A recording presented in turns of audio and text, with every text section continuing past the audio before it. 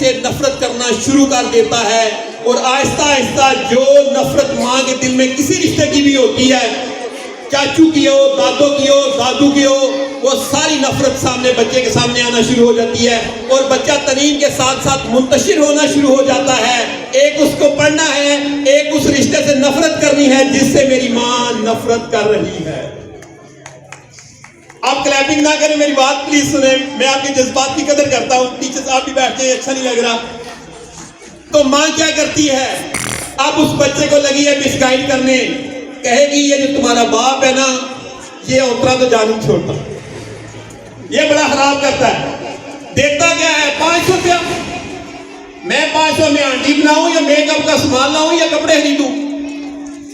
اب بچے کے سامنے ایک اور آپشن آ گئی ہے کہ باپ سے بھی نفرت کرنی ہے، اور ماں وکیل بن کر اس بچے کو پروٹیکشن دینا شروع کر دیتی ہے۔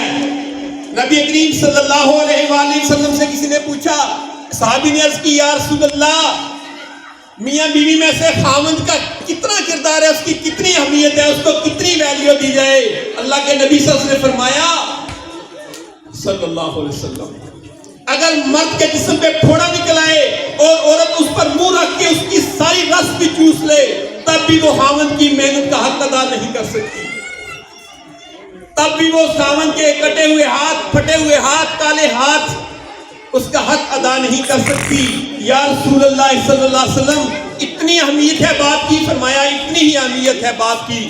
یہ جو بچے آخری ٹیبلو پیش کر کے گئے ہیں، اگر مائیں ان کے سامنے مثالی کردار ادا نہیں کریں گی، مائیں مضبوط نہیں ہوں گی، تو نعوذ باللہ من ذالک یہ بچے معاشرے کے ہارے ہوئے خراب بچے موٹر سائیکلوں کی زینت بن جائیں گے، موبائل ان کے ہاتھ میں ہوں گے، اور یہ بچے موٹر سائیکل کی ڈیمانڈ کریں گے، اور روزانہ ہم جنازے پڑھتے ہوئے یا قبرستان سے نکلتے ہیں اور کہتے ہیں ماں باپ نے مار دیا، ماں نے بچہ مار دیا، ماں نے بچہ خراب کر دیا۔ اس لیے کہ ماں کو پتہ ہی نہیں، تعلیم پوری قوم کا مسئلہ ہے، پورے پاکستان کا مسئلہ ہے، پوری امت مسلمہ کا مسئلہ ہے۔ جب تک ہم پڑھیں گے نہیں، جب تک ہمارے بچے پڑھیں گے نہیں، ہم پاکستان ترقی نہیں کر سکتا۔ الیکشن تمام مسائل کا حل تھا نہیں، الیکشن کے بعد زیادہ مسائل شروع ہو گئے۔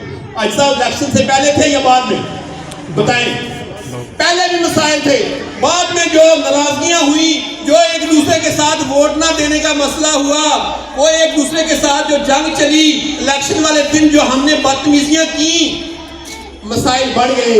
ہم نے اپنے بچوں کو انوالو کیا۔